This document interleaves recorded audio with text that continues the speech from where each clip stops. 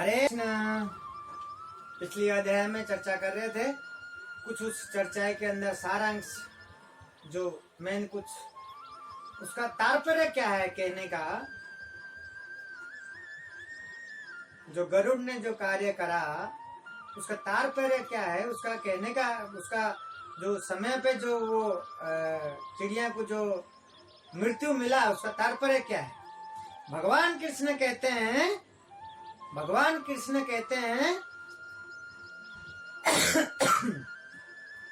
करता तू वो जो तू चाहता है, जो हम लोग चाहते हैं हम वो करते हैं, परंतु होता वो जो मैं चाहता हूँ।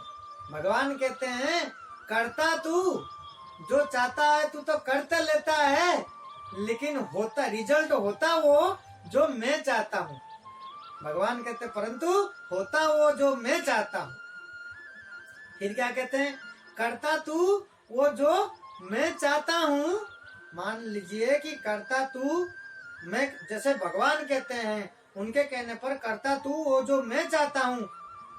भगवान के कहने पर, भगवान की जो नियम कानून बना हुआ इस संसार में जो गीता में लिखे हुए सारी चीजें जीवन में शुरू से लेकर के जन्म से लेकर के मृत्यु तक इस संसार में कैसे रहना उसका नियम कानून सब भगवान ने बता दिए गीता के अंदर। गृहस्थी संसार में, इस संसार के अंदर गृहस्थी जीवन के अंदर कैसे रहना है, क्या करने से आप क्या करना है क्या नहीं करना है, सब चीज लिखी हुई है। तो भगवान कहते जो मैंने कहा है तो वो कर तू वो जो मैं चाहता हूँ, जो भगवान ने चाहते हैं वो हम उसी हिसाब से करेंगे। तो भगवान क्या बोलते हैं, फिर होगा वो जो तू चाहेगा। भगवान कहते हैं जैसे मैंने कह रहा हूँ तू वो करने लग जाएगा, फिर रिजल्ट क्या होगा उसका, जो तू जो चाहेगा वही होगा, फिर होगा वो जो तू चाहेगा। उनका कहना अपन मानते हैं। तो जैसे हम कहीं काम करते हैं तो बॉस आदेश करते हैं हमारे को काम करने के लिए, तो उसी काम को उनके कहने पर हमने जैसे जैसे वो बताते हैं उनके बताने पर हम उसी तरीके से उस कार्य को करके उनको संतुष्ट करते हैं, उनको खुशी देते हैं।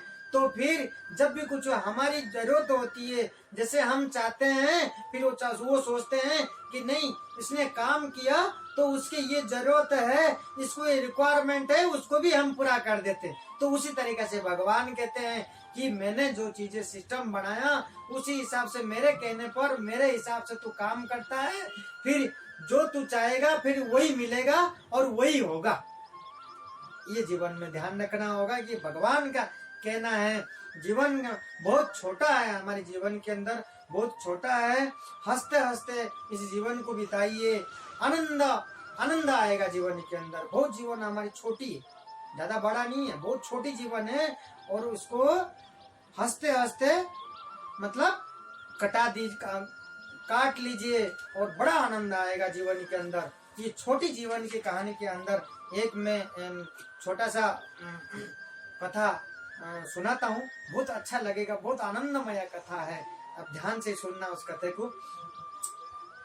एक गांव के अंदर एक संत थे और एक शिष्य। उनके गांव के अंदर जब संत होते हैं, जब सन्यास होते हैं दो कुटिया के अंदर, तो उनके कुछ ना कुछ शिष्य भी होते हैं, उनको ज्ञान देते रहते हैं। और वो शिष्य ऐसे होते हैं कि गुरु को एकदम गुरु मान के चलते हैं। कहते हैं ना कि ये इसका गुरु है, मतलब ये मेरे परम गुरु है, मतलब गुरु ने जो कह दिया चाहे गलत हो चाहे सही हो वो एकदम करके रहते हैं, एकदम गुरु के प्रति एकदम जान देने के लिए तैयार रहते हैं शिष्य जो होते हैं। क्योंकि गुरु को इस तरीके से वो मानते हैं, गुरु कहने की देर होती है फिर तो उनके कोई भी बात को इधर से उधर करने नहीं देते। तो कथा ये है कि एक संत थे, तो संत बहुत जीवन के अंदर बहुत शांत रहना और एकदम मीठा बोलना, सबसे खुशी आनंद, कभी उनको गुस्सा नहीं आता, क्रोध नहीं आता, कभी गुस्सा क्रोध कभी ऊंचे आवाज में बोलना कभी शिष्य ने देखा ही नहीं। एक शिष्य रोज देखता था और वो शिष्य को हमेशा गुस्सा आता था, क्रोध होता था, बातों बातों से गुस्सा आना, क्रोधित होना, उससे कंट्रोल नहीं होता था, घूरता रहता था। बहुत गुस्सा आता था, फेंकना, करना, कूदना, उल्टा बोलना, ये बोलना, कोई उसको कुछ कह दे, अपने आप से कंट्रोल नहीं था। तो हमेशा वो अपने गुरु को देखता था कि कोई भी आता है, कितने भी समस्या होती है, इतने जनों को दिन भर समस्या करते हैं, कोई भी कितना भी गलती करता, किसी के ऊपर गुस्सा नहीं करते, किसी के ऊपर क्रोध भी नहीं करते, ये रहस्य क्या है। तो एक बार वो जा करके गुरु महाराज के चरणों में निवेदन करके पूछता है कि महाराज, गुरु महाराज, एक चीज आज मैं पूछना चाहूंगा कि आपके जो ये शांत और आनंद रहने का ये रहस्य क्या है, क्योंकि मेरे को बहुत गुस्सा आता है, आपके ये खुशी का, ये शांति का और ये शांत रहने का क्या राज है। तो गुरु महाराज उनको, शिष्य को उत्तर देते हैं कि मेरा तो पता नहीं, लेकिन तेरा पता है। मैं क्यों बताऊं, मेरे बारे में तो नहीं पता, तेरा तो पता है मुझे। वो घबरा जाता है शिष्य कि मेरे बारे में मालूम है, आप जल्दी बताइए कि क्या मालूम है मेरे बारे में। तो उसको बताते हैं, बड़ी दुखी होकर के वो संत बताते हैं उनको, दुख होकर के, एकदम सीरियस होकर के उनको बताते हैं कि तू अगले 7 दिन में मरने वाला है। दुख होकर के उसको बोलते हैं डराते हुए कि अगले 7 दिन में तेरी मरने वाला है तू, ते 7 दिन तेरा लास्ट है जीवन में। बस ये है, मैं कहना नहीं चाह रहा था, लेकिन तूने जबरदस्ती किया, तभी मैं कह रहा हूं। अब तेरे को 7 दिन कैसे कटवाना है, काटना है, अब तेरे को सोचना है। तो वो गुरु ने कह दिया, अब टाल कैसे सकता। और उनको प्रणाम करते हुए वो निकल करके जाता है अपने घर की तरफ, अपने गांव की तरफ। बोले 7 दिन तू कहीं भी रह सकता है और तू कुछ भी कर सकता है, तेरे पास 7 दिन ही बचा है। और टाल कैसे सकता है वो गुरु ने क्या और कोई कहता है तो हंसी मजाक में टाल देता है कि क्या बोल रहा है, फालतू बकवास है। गुरु ने कह दिया, वो संत कह दिए जिनको वो भगवान की तरह मानता है, तो टाल तो सकता ही नहीं है, वो सत्य है, उसने सत्य माना। तो दूसरे उसी दिन से जा करके बिल्कुल उदास होकर के, टेंशन में कि मेरे 7 दिन है, रोज सबसे मीठा बोलना, अपने आप ही एकदम शांत हो गया, शरीर एकदम उसका वो हो चुका था, सुस्त हो गया। जो भी देखता था एकदम प्रेम भाव से उससे बातें करना, और एकदम तरीका से, तमीज से जी करके, सबसे एकदम नमन करते हुए, प्रणाम करते हुए, घर वालों से लेकर के, गांव वालों से लेकर के, सबसे ऐसे व्यवहार दिन पे दिन करता गया, दिन पे दिन गिनता गया। फिर उसने वो जिसको गालियां काटा था, जिनके साथ दुश्मनी था, जिनके साथ उसने मतलब लड़ाई झगड़ा था, उनके पास जा करके माफी मांग करके आया कि मेरे से गलती हो गई, मुझे माफ कर देना, मैंने ऐसे ऐसे कर दिया था, हो सके तो मुझे माफ करना। गांव गांव घूम करके उसका जितना भी चारों तरफ जान पहचान थे, सबके पास जा करके माफी मांगा, इतना मीठा बोला और ऐसा जिया उसने मतलब दिन के अंदर, 7 दिन के अंदर मतलब इतना बदलाव आ गया। सभी देख करके आश्चर्य हो गए कि हो क्या रहा है इसके साथ, ऐसे कैसे बदल गया ये। और उसको खुद को इतना शांत होकर के, इतना डरता हुआ उसने ऐसा जिंदगी काटा। 6वां दिन चला गया, 7वां दिन जा करके संत महाराज के पास पहुंचता है। पहुंच करके शिष्य पूछता है, मेरे को लास्ट है, आज 7वां दिन है, मुझे आशीर्वाद दे दीजिए, मेरे 7 दिन आखिरी दिन है और मैं पता नहीं कल का मेरा क्या होगा, आखिरी मैं आशीर्वाद लेने आया हूं। तो संत महाराज पूछते हैं कि वो तो सब ठीक है, तेरी ये 7 दिन कैसे कटा वो बता। तो वो सारी बातें बताता है। महाराज मेरे को तो तेरे को गुस्सा आया।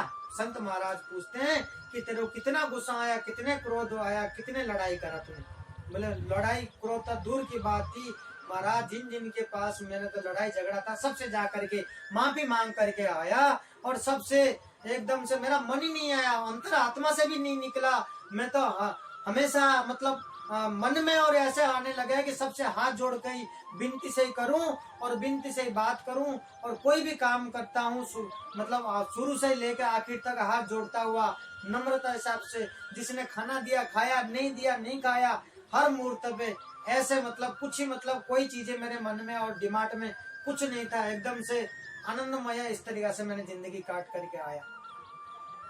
तो ये सारी बातें संत महाराज को बताता है शिष्य।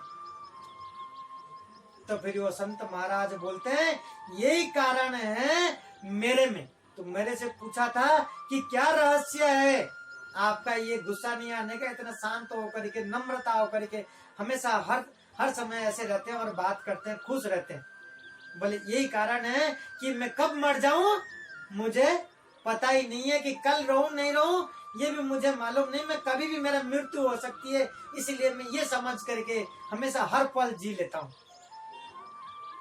भक्तों, तो हमारे पास में भी 7वां दिन है, 8वां दिन बना ही नहीं है। तो उसी तरीका से ये 7वां दिन जो है, रवि सोम मंगल बुध गुरु शुक्र शनि, तो 8वां दिन, ये 7वां दिन है, 8वां दिन तो बना ही नहीं है। तो हमारे को जीवन में किस तरीका से जीवन बितानी है, जीवन में कैसे जीना है और किस तरीका से भक्ति मार्ग में रहना है। समय हमारे जीवन में बहुत कम है, बहुत छोटी। मैंने कहा था कि भाई जीवन के अंदर बहुत ज्यादा लंबा समय नहीं है, बहुत छोटी जीवन है। तो उस छोटी जीवन को अंदर किस तरीका से काट ले, जो आपसे सभी खुश रहे, आप सभी से खुश रहो, तो वो कैसे हो सकता है। वो सब चीजें आपके पास ही है, आपके अंदर ही है।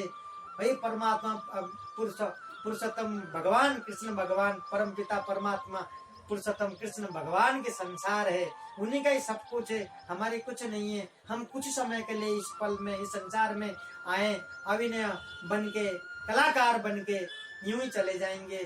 तो हमारे को सोचना है हम क्या करके जा सकते हैं, क्या ज्यादा से ज्यादा क्या कर लें जो लोग हमें याद करें और हमसे खुश रहें और हम सबसे खुश रहें।